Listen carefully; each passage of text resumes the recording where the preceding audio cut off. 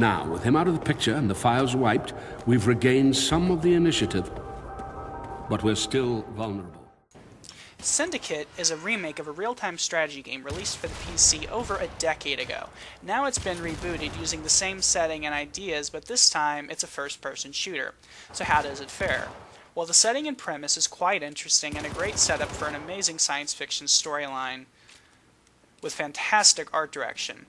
However, the story falls pretty flat. The game has top-notch voice acting with Rosario Dawson and Brian Cox lending their voices to the game, but they're extremely underused. You'll see them for maybe 20 minutes out of the entire game, and this is very disappointing, especially when the lip sync and character animations are so well done.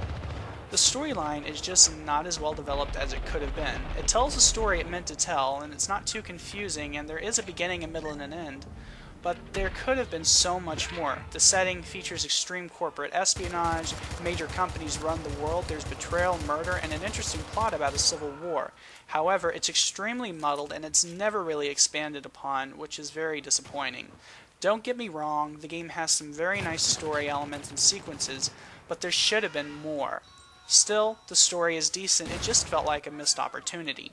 Graphically, the game looks great. The character animations are smooth with great lip sync. The levels and general design of the game is fantastic, with such smooth textures and great attention to detail, not to mention some fantastic death animations that can be quite brutal. The game looks really good. However, the game is far too bright and has way too much lens flare that not only makes it hard to see, even when adjusting the brightness settings, but it hurts your eyes, causing mine to strain while playing the game. This is one of the game's major faults in my eyes. For a game's visuals to be ruined by a simple design choice such as making the game entirely too bright with way too much lens flare is really disappointing. Had it not been for such a simple design choice, the game would have been one of the best looking FPSs on the market. Gameplay is very fun though, with brutal combat as I mentioned before. Enemies' deaths can be quite violent, limbs and heads will blow off, and it looks great and makes the game extremely satisfying. Not to mention the melee takedowns can be extremely satisfyingly brutal, and I love the variety in terms of level design. The core gameplay mechanics are all very well done, the weapons all look and sound fantastic, and the added abilities of making an enemy kill himself or fight with you with mind hacks is quite cool and really made the game fun to play.